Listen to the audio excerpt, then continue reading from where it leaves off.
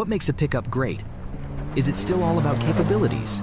Or it's about comfort and convenience as well? What about aesthetics? Well, it's probably a little bit of everything, and that's exactly what Mitsubishi engineers had in mind when designing the next generation of its popular pickup, because the new Triton finally looks well-rounded.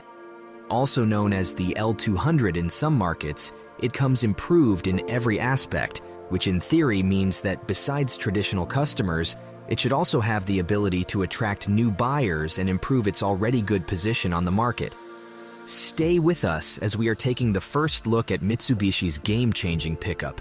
Since the day Mitsubishi became a part of Renault-Nissan alliance, we have been hearing reports about cutting production costs, which would, among many other things, mean that the next generation Triton would be based on Nissan Navara. Fortunately, that didn't happen, and the new model comes as an evolution of the design that already proved itself. We say fortunately because we always liked Mitsubishi's design approach, and the fact that the Triton has always had an excellent work ethic. And now the new generation brings significant improvements, starting from a reworked frame that is now way stiffer. Its bending rigidity has been increased by 40%, while the torsional rigidity went up by 60%. At the same time, the company applied some new technologies in the production process, including the massive use of high-strength steel, which was quite helpful in terms of weight savings. With the improved rigidity, it was a perfect moment to work on-road manners a little bit. So it's no surprise that there is a new double wishbone front suspension, along with electric power steering in higher trim levels, for the first time in a Triton. But some things had to remain the same in order to keep the same level of off-road potential and overall capabilities. So the new model still relies on good old leaf springs on the rear end.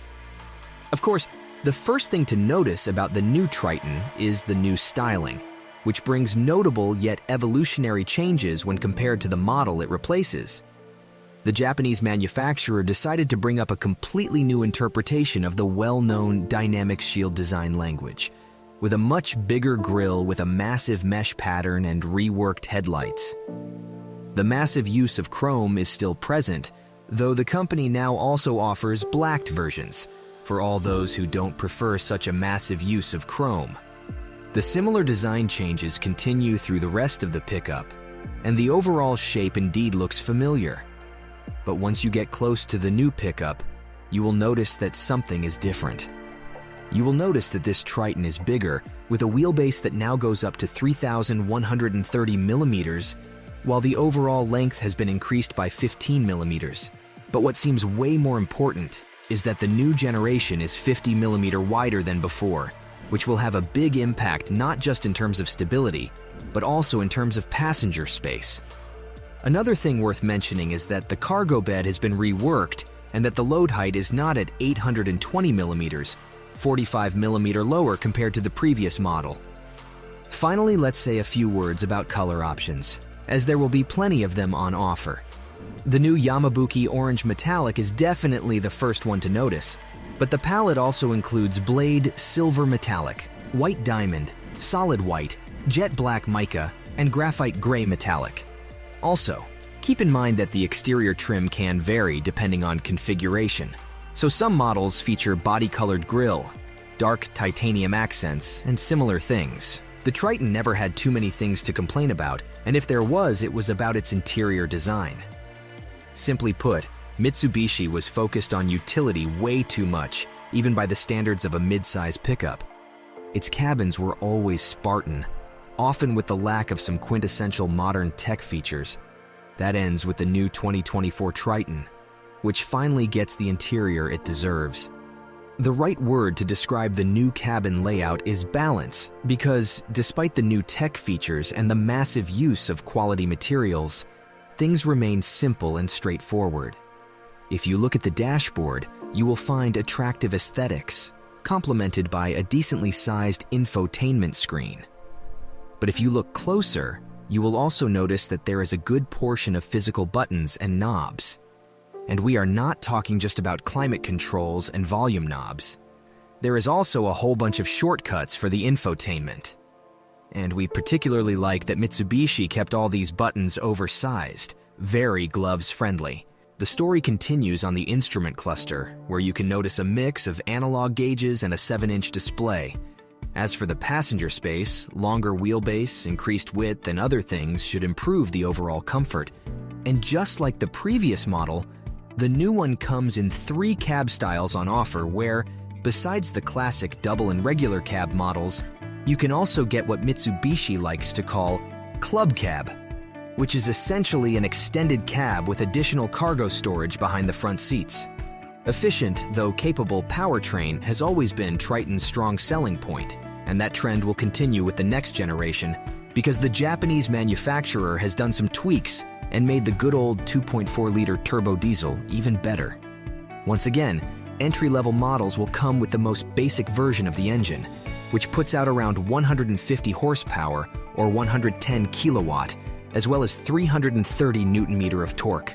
Mid-range models get notable power, and torque increases 181 horsepower or 135 kilowatt and 430 Newton-meter of torque.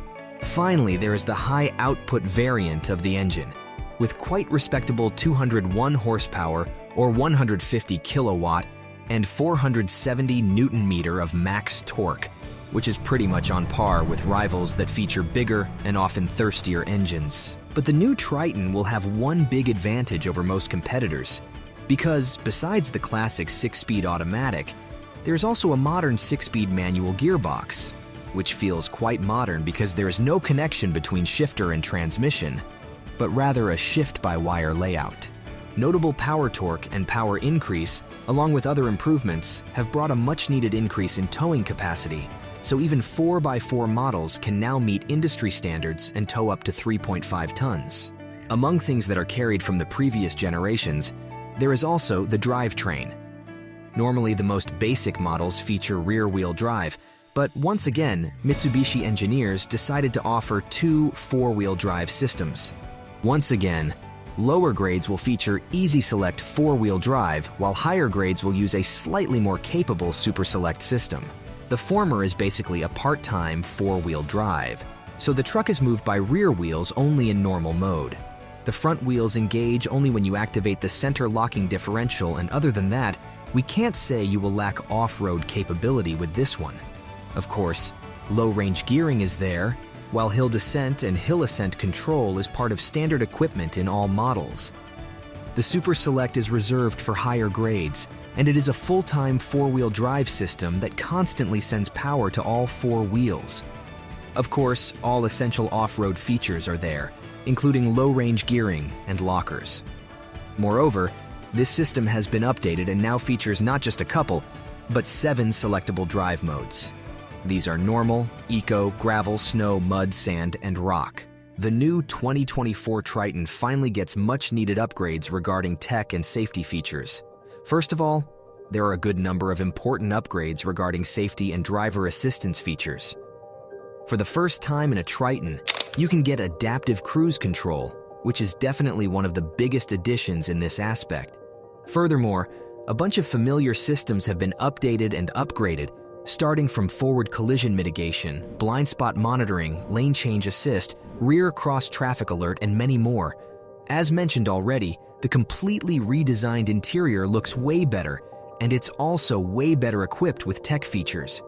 We already talked about the new infotainment system, which is intuitive and quite advanced, especially when compared to the previous one.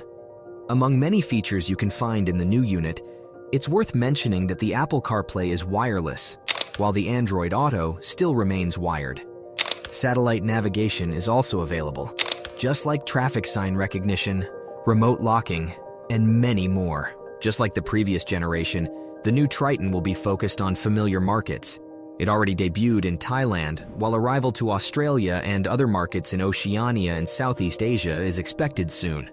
What's also interesting is that Mitsubishi's pickup is coming back to the domestic market. After a long 12-year break, it will once again be sold in Japan, where it is expected to debut in the first half of 2024. As for North America, there are no words about its return to this part of the world, even though that would actually be a pretty good move.